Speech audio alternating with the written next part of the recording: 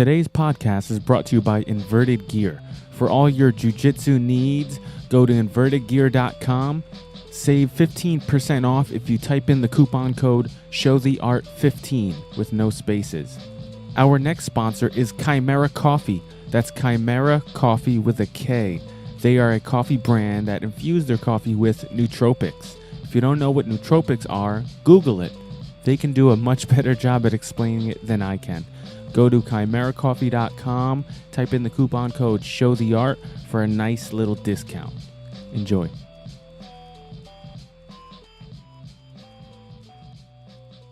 Erik, E-Sik, how are you, man? Welcome to the show. I'm great. How are you? I'm good, man. I'm good. Hey, I'm really happy that you came on. I've been a fan of yours through Instagram, actually, and through your movement at the ONNIT Academy. Awesome, man. You know, what's funny is that Instagram starting to take off as more connecting people than Facebook. Yeah, way more, right? Crazy, yeah. Right. Yeah, like Facebook is like becoming something you don't really look at. Like I go to Facebook just to see what my friends are doing, but if I'm a fan of something, I go to Instagram. That's weird. Absolutely. I think Instagram, you have more volume of posts, you know, that you can put out, which is more effective than Facebook. Facebook's just, you know, a couple posts here and then about it. Otherwise, you become annoying. Yeah.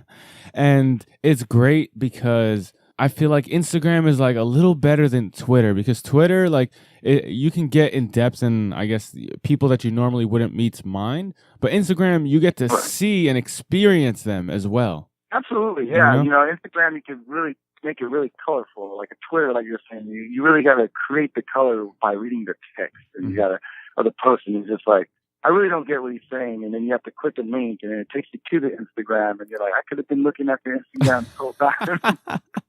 So true. True. Again, one of the ways I found you is through Instagram. Actually, I've been following on it for a while, and you're one of the trainers there. And, you know, you go through one trainer, then the other trainer, and then that trainer tags this trainer. And then I started seeing your videos on Instagram. And what I liked most about you is that you do a lot of body weight stuff. I'm a jiu-jitsu guy. I'm always on the ground. I'm not trying to lift heavy weights. I'm trying to spend as much time on the mat as possible. And when I see you doing like body weight and movement exercises, that's what like draws me to you even more. That's awesome. That's awesome to hear that. It's really a inside or outside the box deal. And it's funny because it's our own body. You know, it's our own body. And, you know, we've grown to think fitness was pick up a weight and then let's make the body work. But we can't seem to make our body work with our own body movement and mechanics. And so that really throws me off sometimes. I'll see this pro athlete, you know, he's on the barbells, just, you know, going crazy nuts, and he's got these dumbbells repping out these isolated reps, I guess. But you put him on the floor, you make him do these bodyweight movement drills, and it's just turns to shit. Okay, so for me, I have to really fine-tune all that. So the way to do that is to unlock joints. So and let the muscles kind of connect and work with the joints as it rotates or bends or whatever happens in whatever position you're in. The thing is, though, is I don't know jiu-jitsu, and I have a lot of these jiu-jitsu 10th Planet clients. They want to learn these types of movement drills. So I'm like, well, I don't get it. You guys know movement already, but they don't have, I guess what I'm trying to say is they lack the strength of their own body when it comes to other ways of, you know, moving the spine. So you can be really, really flexed.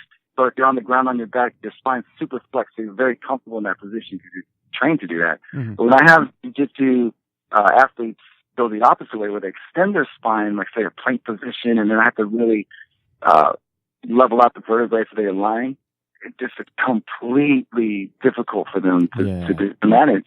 So that's what I do. I look at, some people are like, how do you look at people? Like, how do you know how to train people? Like, I look at their spine. You know, I look from the neck down to your sacral area, you know, so I don't look at it like, oh, neck and then body and then hips. I look at it as one line. If something's off, then I have to correct that. I have to make that vertical again. Sure. So, and they call that the rear chain? The rear chain, for the, say backline body. Mm-hmm. It's funny because the backline of our body, we're like we don't really know how to manage that or even how to condition that right, because the superficial muscles and all these cross chains in the body, and these rotations that happen from the spine itself, the joints, and it's just like all these things going off. You really don't understand all that, Yeah. And so, like, we have these sensories in the body we don't condition. We have these nerves in the body we don't understand completely, because when they fire off, they're like, oh my God, something in my body's killing me, but it's a nerve. And it's like, we have to learn how to use neuromuscular system. We have to learn sensory, motory skills, all that stuff to tie into how we're going to perform our bodies. So, like you said earlier, body weight has got to be the best thing to do, because that's going to help you grab weight and make you stronger, rather than relying on weights that's going to probably inflame your body. And I see. not give you, it doesn't give you the natural benefits of what you're trying to gain for your body. Okay. Again, because I'm a jiu-jitsu guy, I feel like we're strong, and this is probably why these guys want to approach you. I feel like we're strong at, or we're developing a strength in jiu-jitsu at being strong while we're being collapsed. Whether our spine is being collapsed, our body's being torqued, we're defending, and that's when we're being strong. But what we need is the strength to not get collapsed, right? To not get folded in half, to not get, smashed to the side. Is that what you're trying to say? Like, you would prevent people from getting to that point where their spine is compromised or their limbs are compromised? Absolutely, yeah. What happens here is you connect more of these connective tissues, these muscle groups, and small muscle groups, so that way you're not forced to be compensating any other areas of your body that's going to really hurt the joints, because the pattern of the joint movement is not meant to do too much torquing, or maybe some joints aren't able to rotate, and we're rotating the hell out of it by compensating, and then all of a sudden you're like, oh, my shoulder's like burning, so that whole awareness, the whole like mindful mechanics, I mean, that's super important. And so when I see these jiu-jitsu artists, I have Curtis Hembroff, who's the master instructor himself over at Planet Austin. Yeah, he has been training with me with these body weight movements, and that has become the most efficient thing for him to do.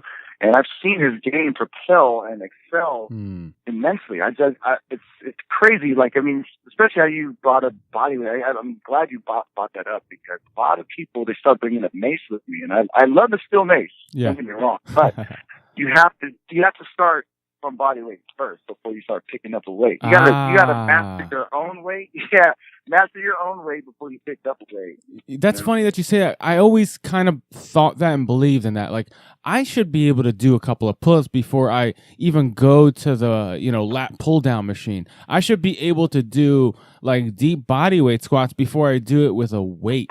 I should be able to jump high before I can think about doing, squats with a weight or anything like that. Yeah. No, that's real, because I mean, if someone doesn't know how to squat already, okay, like body weight, and I'm going to have them on a barbell, that's not really.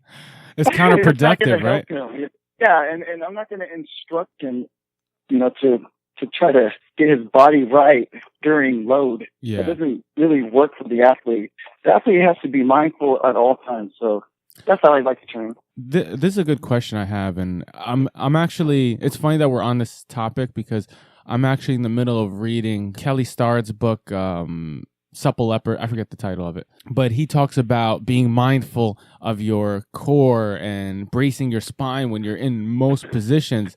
And I never thought about it like that. Like, as I'm doing every exercise, I have to really focus on doing the things right. Eventually, I'll be able to do it naturally, like automatically, but it's very hard to do a squat and worry about positioning of the hips and shoulders and everything at once. So what would you say is the number one thing that people kind of miss when they're doing exercises? I think people miss, say, like, if they're focused on their squat, they focus too much on their hips and legs. They forget about the top. So, like, the top body, people don't really know how to engage, because they're like, I feel too loose up here. I don't know how to retract my shoulders because I feel like I'm going to fall forward or backward. So then we have a counterbalance. So it's like reaching your hands out, wanting straight down with your spine being neutral. And that's like a way of giving them success. You can counterbalance in a squat other than me relying into cueing you into a squat that's going to challenge you too much and fatigue you out, and you're probably not going to see me again. crutch things. So if somebody doesn't have a good squat already, I'll use like a pole. I'll have them reach out to the pole, squat straight down with their spine straight. So that way they're relying on the hips, but they're also mindful about their top position as they travel down the pole. When you take that pole away, now they don't need to hold the pole to counterbalance. They can use their hands. They just throw their hands out there. And then after that, once they get real good at it, they don't really need to rely on their hands out there to shoot their shoulders back to get their spine straight. They have to, they can actually bring their elbows tight next to their ribs, like if they had kettlebell, and just squat in that position. And that position is pretty tough. But the fact that I've got many people to get in that position and squat, very, very amazing. Especially this client I have, Gordon Johnson. He's a 400 plus client of mine, and now he's swimming in the 300s. But wow, good for he's him. his cardio is going up like crazy. And so that's the thing. Like if you guide people through proper movements, proper ways to engage and activate the body, you're going to find so much success in your client. And that's being patient with the client, you know what I mean? Okay. Some clients may want to go straight into like, I want to go ballistic mode, but then, some trainers might go, okay, let's do it. But that's a bad trainer. Trainers should say, let's slow down a little bit. Let's see where you're at before you start doing that. Gotcha. So, I'd like to think that health first fitness.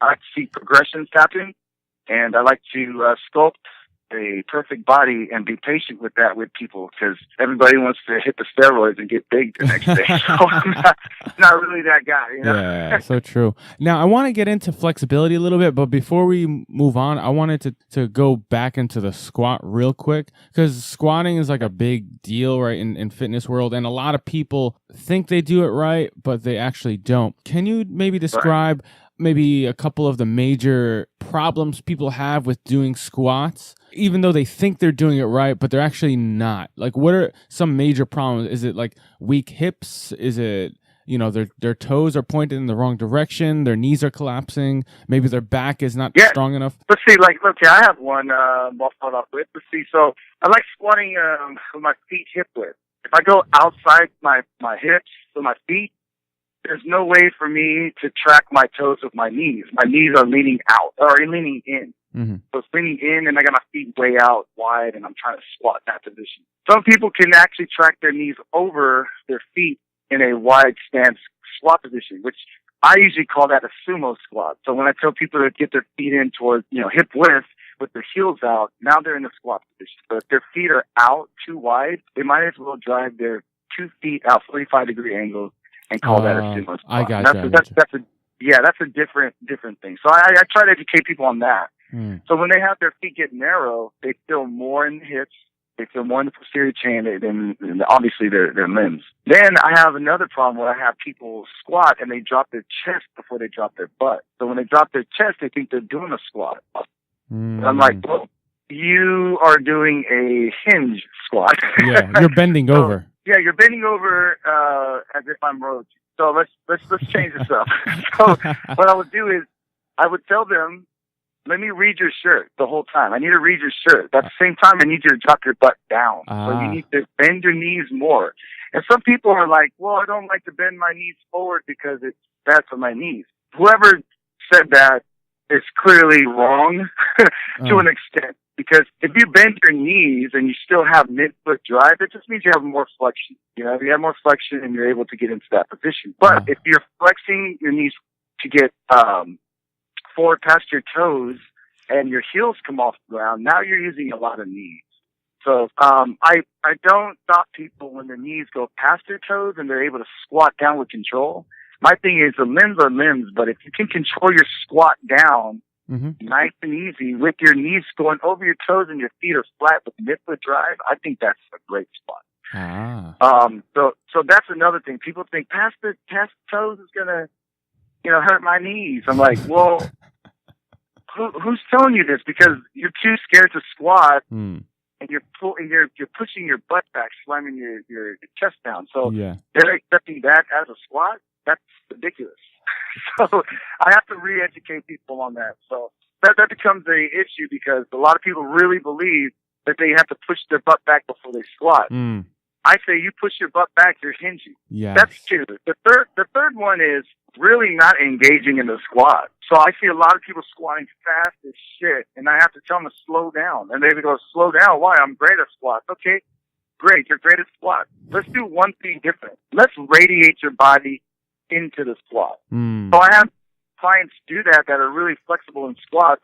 So they'll radiate and slow it down like if they were holding weights, and their whole body's working. Now starting to sweat. Now they're starting to take breaks. Having mobile people, the mobile clients, they have to learn how to stabilize.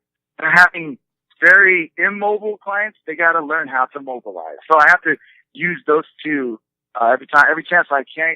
But every chance I can get when I see clients, new clients or just clients that are getting bad range of motion. I know I was educated a couple of years ago. Like I went and took it was like a 6-month program to gain my personal training certificate at the end of it. Like that would lead into me taking the national exam or whatever it was to become a certified personal trainer. So what I liked about it was we were studying in the classroom, and then 2 or 3 times they would bring us to the weight room and teach us, right? But let me tell you what they taught me, because this sounds completely opposite or wrong according to you. When doing a squat, they were saying, I want all the weight in my heels and I want to push my butt back as if I'm trying to touch a wall behind me. What do you think about that? As opposed to what you're saying, like midfoot drive, and I'm bringing my butt straight down. I think when you start shifting weight, if you have weight in your hand, and maybe the cueing was probably off. Maybe the guy had good intentions. The cueing was a little off because it can be taken differently, But if I took that information, I would just be like, well, I feel more in my knees because I'm shifting my weight towards the front of my body. It's telling me to slam my heels down. I just don't have flexion back there. If I don't have flexion in my Achilles or psoas or even my gastroc, gastroc meaning my calves. There's just no way I can manage that squat. Now, if they're asking you to do something like that, that's a complex thing to do, So, if anything, it would just be, look, find your squat. Let me see your squat now. What does your squat look like right now? And if it looks like shit, then that's where you have to correct them, and you have to give them cues that's going to progress them. It can't be do this, then this, and they'll go. I understand, yeah. I mean, the funny thing about all that is we live in a world nowadays where you talk too much, people don't want to hear it. People don't want to hear too many cues. People don't want to hear too many, I told you so, I told you this, blah, blah, blah. So you have to find brief but descriptive cueing. And it has to, you have to really grab that.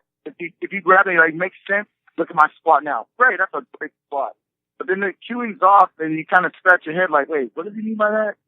Then it's got to change a little bit. But like I said, man, the guy probably has really good intentions on trying to keep it right, but sometimes cueing could be a dangerous thing because if you do it wrong, somebody could really alter their body and something could, subluxing the spine, flexion or bulging disc. I mean, something could happen. And especially when you have weights in your hand and your body's just not naturally, the body freaks out if it doesn't know what it's doing. So it's gonna panic and just panic mode the body into tightening up in all these places that doesn't need to. It's just sort of a defense mechanism for the body. It's that nervous system. It's gonna break you before it makes you. You know what I mean? And that brings me to what I wanted to cover next, and that's flexibility. Yeah. When you're tight, when you don't stretch, or even more than that, you don't put your body through a bunch of dynamic movements that is dynamic stretching, right?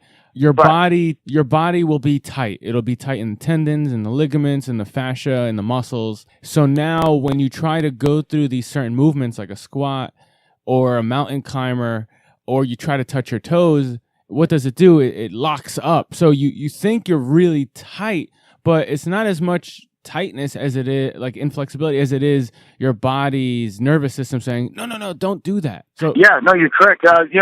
When we stretch, there's warning signs everywhere. Mm-hmm. The body's going to say, whoa, slow down. Whoa, slow down. Every time we go to a new area of stretch. Mm-hmm. But we also have to be mindful more about ourselves, like, okay, nervous system, thank you for identifying a warning sign here. But I believe through the right coaching cues that I got from this, instructor, I'm going to allow my body to do what you're not permitting me to do, but I'm going to do it slower. And then that it allows freedom. Now there's other ways where the warning signs hit, and then you're like, okay, I probably shouldn't do this. This doesn't feel good. You know what I mean? So it's a really awesome thing we have with our bodies. It's like we think we're ourselves, but we have things living in us, telling us things. So as far as stretching, dynamic stretching, it's very important. I mean, you think about it like a rubber band. You keep using a rubber band, like, a brand new rubber band is going to keep moving. It's going to keep stretching. You're going to probably tie in a ball and then you take it off and then keep pulling. But if you have a rubber band not used at all and it just sits there in the sun and just not pulling at all, then one day when you pull it, it's going to break. So I tell people, man, they gotta use what their body's supposed to be used for. And that's not just for walking around, typing on computers and blah, blah, blah. I mean, stretch your arms out, pulling into the plug, get yourself out of a seated chair position and stand up and try to get yourself in the opposite position this time, instead of leaning forward into the computer. How about you lean your head back and lift your spine and chest? And if that feels like a stretch for you, that should not feel like a stretch. That shouldn't even be a stretch. That should be normal. So once we identify these warning signs where it's like I was saying, if I stretch the opposite way because I'm too protracted towards a computer with my shoulders, and I go the other way, and I'm like, well, this stretch too much. No, I need this. Word. Yeah. Well, I mean, I bring this up because of personal experience. I'm a young guy. I always believed, let me just get it. Let me just go work out. Let me just go train. Let me just do my jiu-jitsu, do my kickboxing, just do my martial arts. And just being naive and too young to realize the importance of stretching, I have been lacking it. I've been not putting an importance on it, like post-workout or just throughout the day for years. And even me, a younger guy, I started to notice I was getting injured frequently. So I hurt my knee a year ago. I tore the meniscus. It wasn't that bad. I did therapy and then I got back into it. But my knee still felt like I didn't feel confident in it. And it was a little painful in some areas. And I didn't stretch it often anymore. Then 2 months ago, I hurt my other knee and I kind of did the same thing. And that brought me to saying to do more research about it. And the common thing that I found was you're not stretching often enough and everything is tight and it's pulling on everything on the knee. So I'm losing. So it's like you said, that tight rubber band. So now just a regular movement, doing it very quickly might allow it to snap, might allow something to snap. But ever since I've been stretching, the last 3 or 4 weeks, both my knees have been feeling better than they've felt in a long time, which is the crazy part. So that's awesome. I think my body trained itself to say, no, you're okay if you go in this motion now. You've been in this movement before. We don't have to tense up anymore. And now things aren't trying to hold together as tough. You're exactly. I mean, I'm glad you pressed that and shared that because I have a client myself. He's had a knee injury. Mm-hmm. And he's super scared to do certain things. So I'm like, bro, it's been 6 months. You can do this. And he's just like, well, I remember that injury yesterday. I understand. Yeah. But you have to understand, too, the fear is going to deteriorate you. Yeah. You don't live in fear. You got to be confident with your own body. Even though you experienced that, you don't want to go back there again. You have to allow your body to do things that it needs to do rather than that one thing you did. Yeah. So. Yeah, I always describe it as that ghost, that ghost of that injury. It's you can't forget it, but it stops you from going through the full movement. Yeah, like a ghost in a sheet, just circling your knee. Yeah,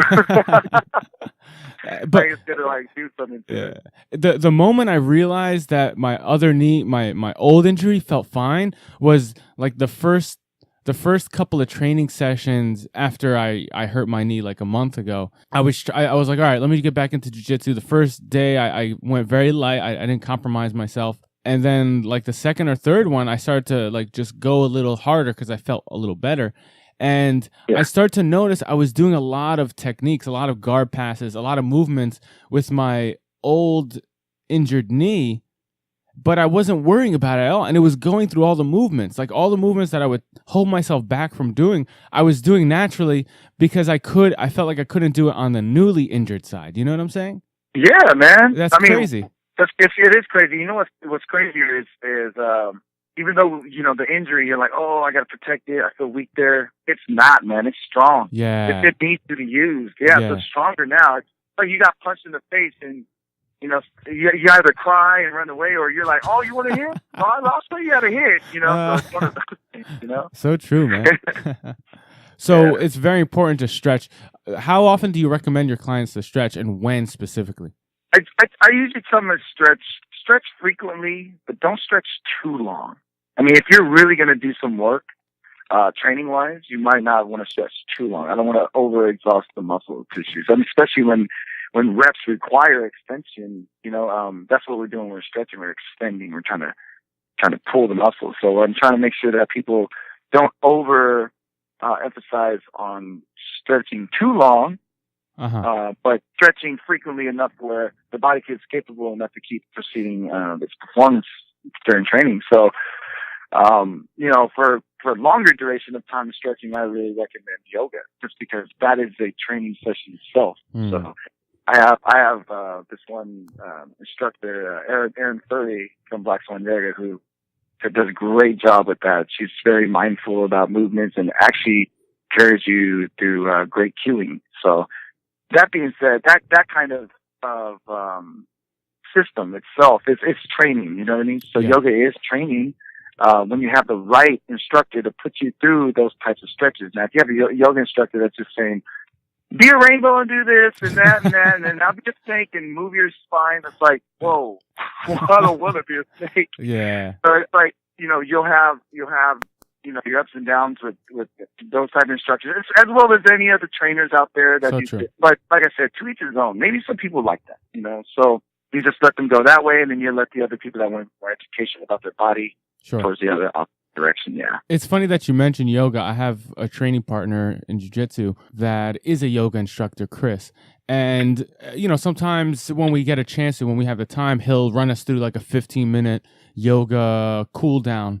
And one thing that he stressed a lot was when we were in these positions, breathe, because the breathing helps you relax the muscles, relax the body, which will allow you to go deeper into the stretch. And it goes back to what we were saying before about when you relax the muscles, you kind of signal them to say, hey, no, I'm okay. I want to be in this position. It's safe to be in this position, right? Yeah. And the breathing is important. If you do like an up dog position, which is, you know, driving your hands into the ground and lifting your chest high with your hips to the ground as well, you can't hold your breath. You're going to pop your head off the neck. You have to allow the stretch to happen by exhale. If you exhale, you lengthen. You hold your breath, you don't lengthen at all. You just got a big old bag of air in your body. It's just hanging out. Yeah, exactly. And it's kind of limiting I agree. I mean, but I'm sorry. Yes. If you could recommend 2 or 3 exercises for anybody, like in any sport, just or any regular average person, and they insisted on only doing 3 exercises, what would you recommend them to do? Oh, well, the basics. I love doing this. I like doing squats, running mountain climbers, and push-ups. That's very basic. Okay. But you look at it as saying, okay, squats. So how many squats? I recommend 20 squats. Mm-hmm.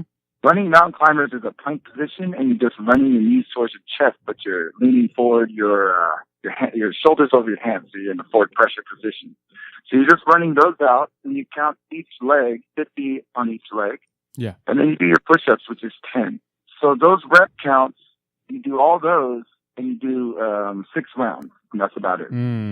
Okay. 6 rounds of that nonstop. Yeah, if you're trying to not stop during the drill. All right. And what you're doing is in between the drill, you want to give yourself 10 seconds to shake things out and then get back into it. So, 6 rounds and those 3. How about someone who's more of an athlete, already in shape? They only have time for 3 different exercises, but they're in a higher performance level. Okay. So I would do some, so like we do forward lunges, but instead of forward lunges, I would like to hop the lunges, but I want them, like certain professional athletes, to drive their knee up to their chest so they explode in a split stance position. They'll explode and drive the back leg up towards the chest in the air and land straight back down. Then you have the squat. The squat is going to come with a sprawl and back to a squat. So you do a squat, sprawl. It's just going to be driving the hips to the ground with straight arms. Mm-hmm. And then come back to a squat. Then after that, I would do push-ups, but these are push-ups with knees to chest. So I would do, put my knees together, drive my knees to my chest, but tap my toes, and then bring it back to a plank, and then do a push-up. Okay. Bring my knees to my chest, do a push-up, yeah. And those rep counts there, so like the exploding lunges, I would do the like 10 on each side, and then I would do the next one. That's tough, man. I would do. Yeah, that exercise is tough. yeah, that one's tough. Yeah, so I mean, I try to give him a reasonable rep count. Yeah. And then you have a squat, which is 10 as well, and then you have knee to chest push-ups, which is 10 reps as well. So you're doing all 10. When you do the squat, sprawl, squat, is it sprawl from the bottom of the squat? Yes, so you squat to a bottom of the squat, and if you're in a seated position and you can't get your butt down, you can lean forward your hands and drive your legs back. Okay. But you definitely want to catch yourself in a squat again. So you want to bring your feet back soft and quiet, like a ninja, and get yourself in a squat and then come back up. Sure. Gotcha. I'm gonna try that today, actually. Oh man, I would love to see that. I mean, video or something. Yeah, for sure. How about I do that? Because I got a jiu-jitsu class after this, so I'll put them through the warm up too.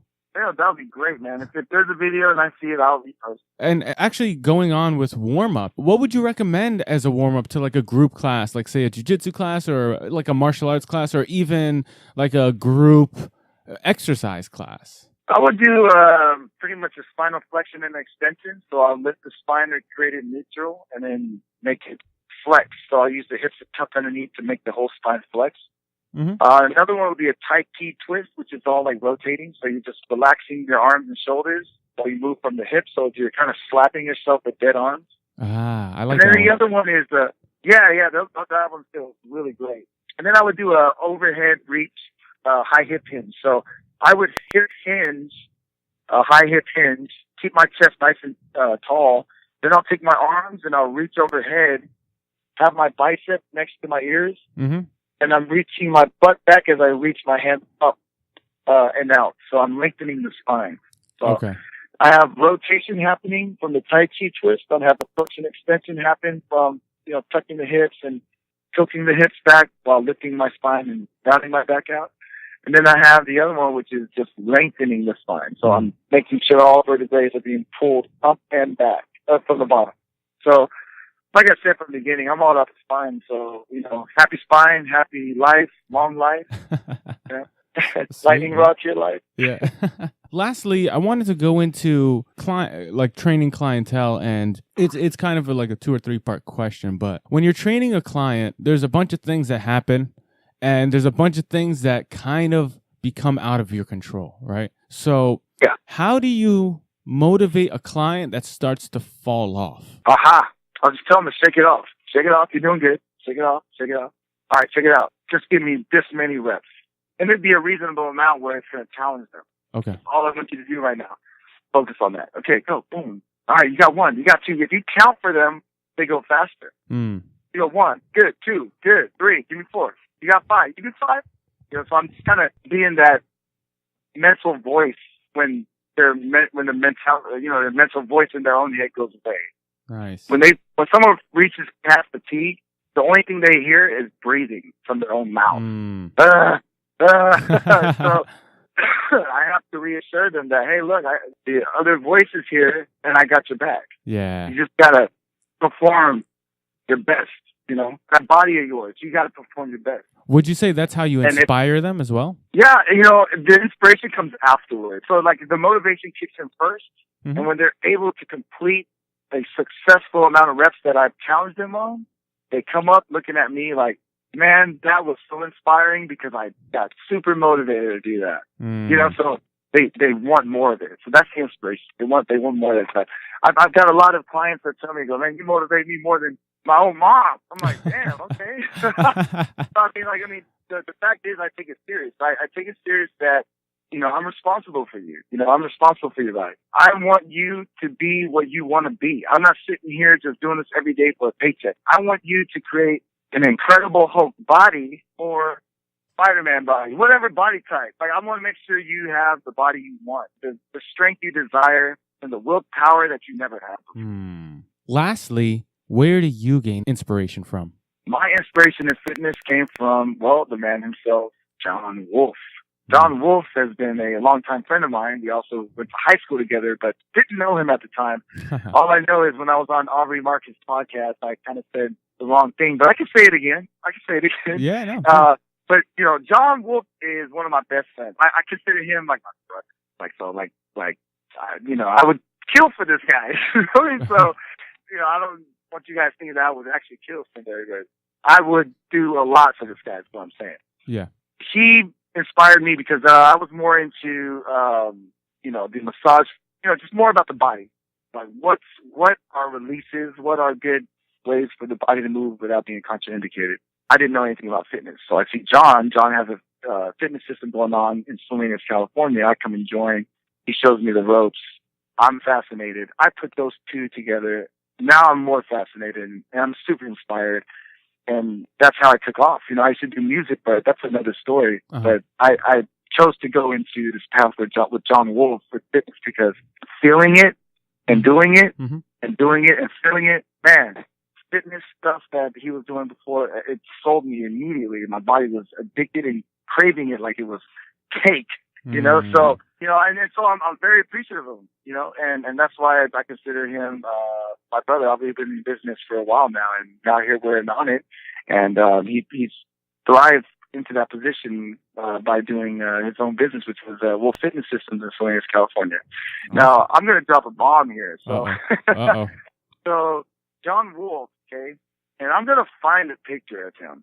On Aubrey Mark podcast, I said, John Wolf, back in the days in high school, man, you guys would laugh your ass off because he has this, like, tiny, thin line, like a little eyeliner mustache hovering over his lip. He has these glasses that are, like, super circle, like Elton John, and they're clear. And then he has his haircut where, like, you depart your hair and you know, you have shaved sides. And then he, like, looks at the camera with his fist under his chin, and he's got his head sideways, and he has a very serious face. I need to find that photo. Please. That photo is so hilarious. Yeah. On that note, I gotta go, man. We gotta get some jiu-jitsu going, but please tell people how they could reach you. Oh, well, you can reach me on Instagram, just like how you're doing. E-Sik 831. That's on Instagram. I'll be posting a lot more body weight exercises and skill mates exercises, so that way you guys that do jiu-jitsu can see what you guys can try to perform and see if that works for you. Sweet, man. Hey, man, thank you so much. I really appreciate you coming on, and I hope to talk to you soon, brother. Yeah, hey, I appreciate it too, brother. You take it easy, eh? For sure, man. That. You too. Have a good day. You too, brother. Peace. If you guys enjoyed this podcast, please subscribe, like, comment on our iTunes or Stitcher or any platform that you are on. It goes a really long way, guys. When you subscribe, it pushes us further along, and it allows us to continue to bring you these podcast episodes with our guests, and it really helps out a lot to subscribe. It makes it a lot easier. It automatically downloads the episodes on iTunes. It's just easier to get us on your phone or your computer. So please subscribe. That's one of the biggest things you can help us out with.